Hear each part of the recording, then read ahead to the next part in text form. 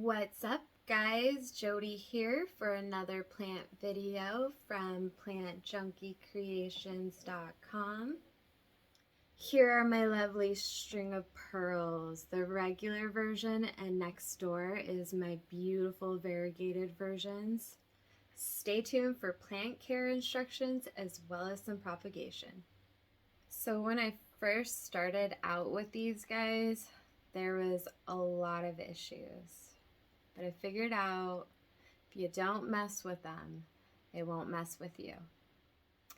I currently have these two in a south minor west window, so they get a lot of evening direct light, both in plastic.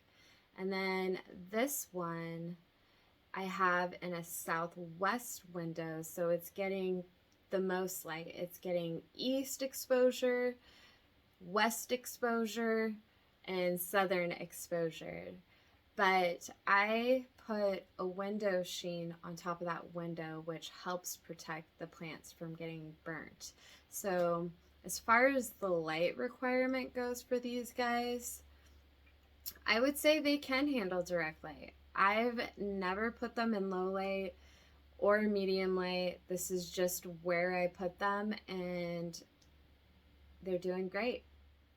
The water requirement for these plants, I would typically say once 10 to 14 days. I've just developed a technique that the ones in plastic, when you water them, they're pretty heavy. Like, these are heavy.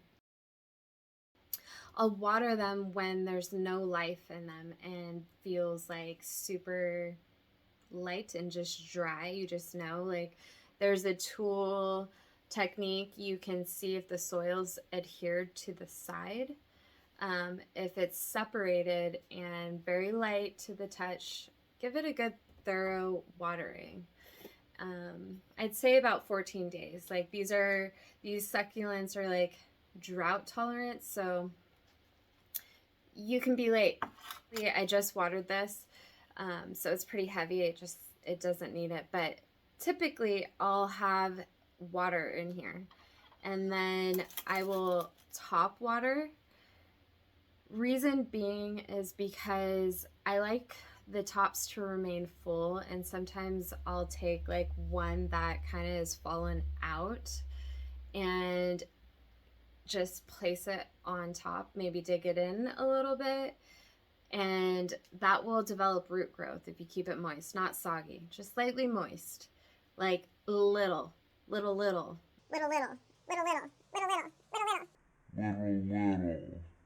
So I'll soak it till the pot feels heavy. That's like about 5 minutes. It takes a while, and the higher you fill this bowl, the more it will suck up and go higher in the pot as far as bottom watering, filling. I don't know if that made sense. And then that's just for the plastic. For the terracotta, the rule of thumb, since this is getting the most light in a southwest window, you want to make sure your pot's light in color. Terracotta is a dead giveaway for that. And then you pick it up and you feel, is there life in there? But it's tricky because this terracotta pot, the larger it gets, the heavier it is. So it's kind of hard to tell. You really got to feel your plant and get to know your plant. And so it feels like it's ready for watering. It's light in color. And then when I look at the top, it's very dry. And then you can just kind of look at the bottom. Is it wet? Is it dry? Is the saucer wet? Is it dry? It's dry. It needs watering. I'm just going to kind of squeeze these, see if there's any soft ones. That can be an indication to water. But they are hard. But I'm going to water anyways. I could probably hold off, but considering it's in a southwest window, I want to keep those roots, alive with the water. So I'm just I just top water this one. I slowly release that water. It's in a well-draining succulent, cactus, succulent, succulent, cactus, succulent, succulent, cactus, succulent soil mix. So it just soaked that right up. I'm going to do it one more time. If you tend to just top water these plants, you will develop just rotted succulents, rotted strands. They'll die off. You want to have good lighting, direct light. You also want to have some sort of airflow. So like these are perfect window trailing plants. I wouldn't just put succulents in dead smack in the center of your house. You would have to water less frequently. So so we got water. Now when you're done watering, always dump out the remaining water. Most succulents and cactuses do not like just sitting in water. Okay, so for soil requirement, I just use the cactus succulent mix. I add extra not perlite, pumice, and I also add sand. I have sand on hand and it came in a bag. A little bit goes a long ways, and I just only use it for my cactus and succulents, so I have a lot. So that's what I'll use. Sometimes I'll put a little peat moss in there because it soaks up that the water. But I notice like the cactus succulent mix sometimes can be a little like barky and dry, and I just, for my terracottas, I like a little bit more peat moss based, so I don't have to water as much. So I typically will water this one on a weekly basis and these two on a 10 to 14 day because they're in plastic. Fertilizing. With fertilizing, I just go safe and I just do half the dose. I will add Super Thrive, or I'll add an orchid bloom mixture, or my Gringo Rasta. I just kind of like will do the orchid bloom separate, and then the other ones I'll combine them. And I do that like twice a month in the growing season. So when I see like new growth popping up, that's when I'll start fertilizing. Interesting fact. On the variegated version, the clear parts that you will see, so it helps allow more light in to the interior to help photosynthesize. Now to my favorite part, taking cuts and propagating. So I've gone ahead already and taken a few cuts. I'm going to take another one, and I just wanted to show you guys that I'm going to take the cut that is right here because it's just got a lot going on. Like, that's ideal to be on top of the pot or towards the rim of the pot.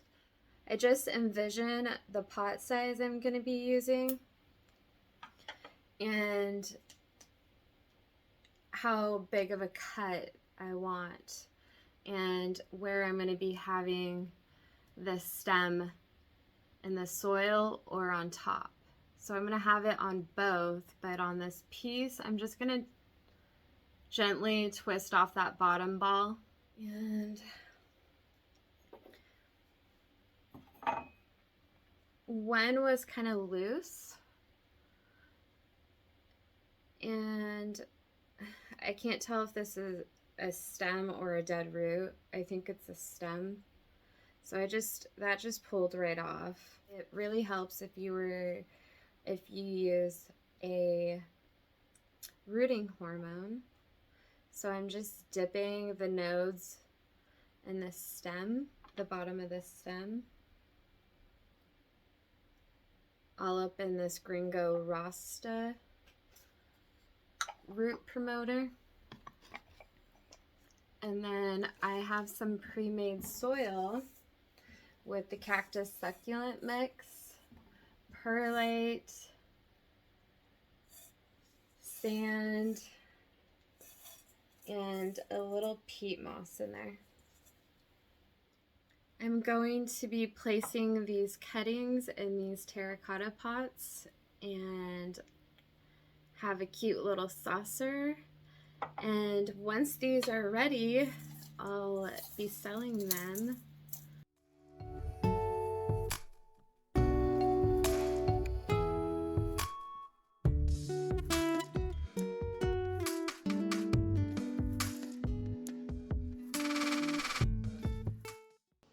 So when you're propagating these strands, you'll have balls on the top side and then no balls on the underside.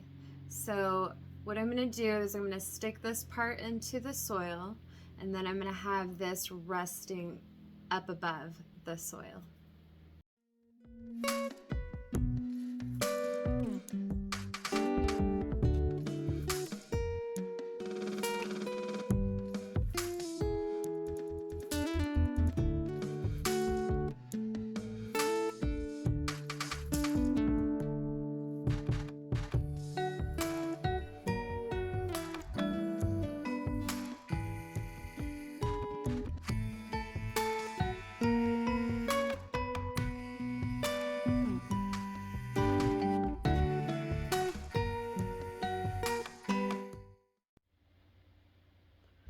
It helps hold this down so these can produce roots. You just want to stick it above the soil. You don't want to bury it.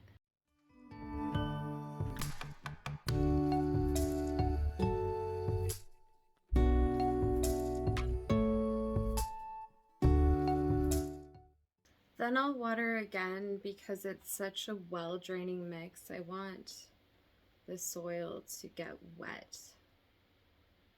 So now that you watered, I'm going to let these pots just sit in the water to absorb some of that moisture. Since they don't have roots yet, I really want to make sure that the terracotta isn't just sucking the moisture from this well-draining mix. She's just soaking away. So I find that this method of propagation works good for me. And now that I've watered these, what I would do is I would put this in some sort of greenhouse, some type of propagation box under some grow lights, and that will give it the heat that it needs, and it'll also keep it moist, which is critical at this stage because it needs that moisture for root development. And then you can also probably get away with putting it or setting it by a window, but I would recommend like an east morning afternoon exposure. And then as far as maintaining this propagation, I would either, just depending, like sometimes you might forget about them and they might somewhat dry out. You can soak that pot in there as well as keep the surface moist, so I'll mist it. After about a month in the growing season, you'll start seeing development, and then you can also know if it's rooted if you just kind of tug on the string a little bit, and if there's some tension, it has rooted. So I think that's all there is to it. Please hit that like button, and while you're at it, subscribe to my channel.